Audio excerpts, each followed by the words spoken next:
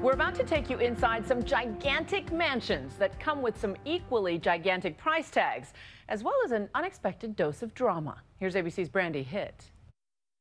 There is 13 bedrooms. There is about 20 bathrooms in total. Wow.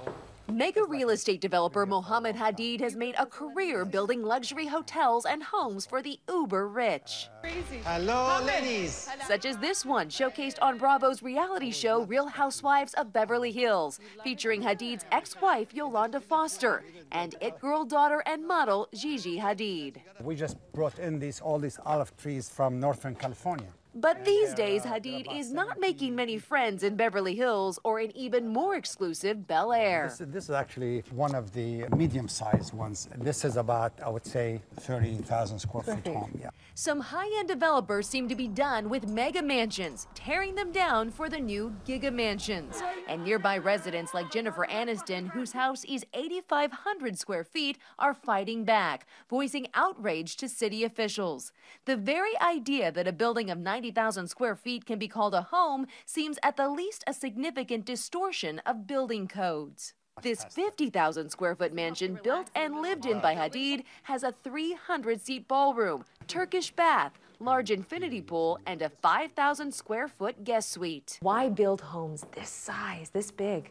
There's a need for it, and you have a customers asking for it. The ultra-rich living richer. He says a new generation of global billionaires is driving this construction boom. This is not your typical in-home theater. And they want it all. They expect to have a theater in these mansions, from 20 seats up to 50 seats or 70 seats. What is the #1 amenity buyers are looking for when they are purchasing a house of this magnitude? Entertainment area. They want to have the splash, to have a 200-300 people party. They need to have several bars areas and an outdoor area.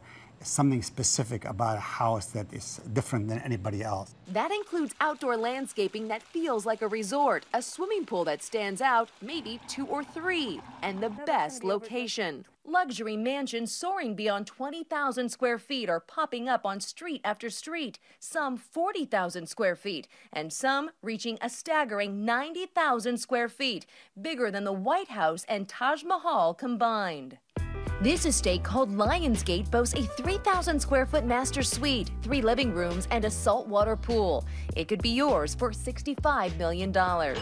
To some, this kind of giga construction seems more like a giga invasion. Brandy, this is the backyard. The wonderful part about this house. Just yards from entertainment attorney Joe Horacek's front door, this 30,000 square foot wall of glass, steel, and cement is being developed by, you guessed it, Mohammed Hadid. Do you feel like he's invading your privacy? I feel the privacy is completely and totally gone. Horacek says for 15 years he's lived a quiet life tucked away in the hills until Hadid bought the house above him, tore it down, and began excavating thousands of cubic yards of soil from the hillside. And what do you see when you look up there? Personally, I see the Starship Enterprise, and I get very angry also. What's your biggest concern? Biggest concern is a combination of the total invasion of privacy, the total disregard, which I believe Mohammed Hadid has for the building code and for the safety of living beneath it. You think the house could end up in your property? I think there's clearly that chance. The city of Los Angeles is not happy either. They've issued a stop work order. You had your permits revoked and a stop order on construction. Correct. Why was that?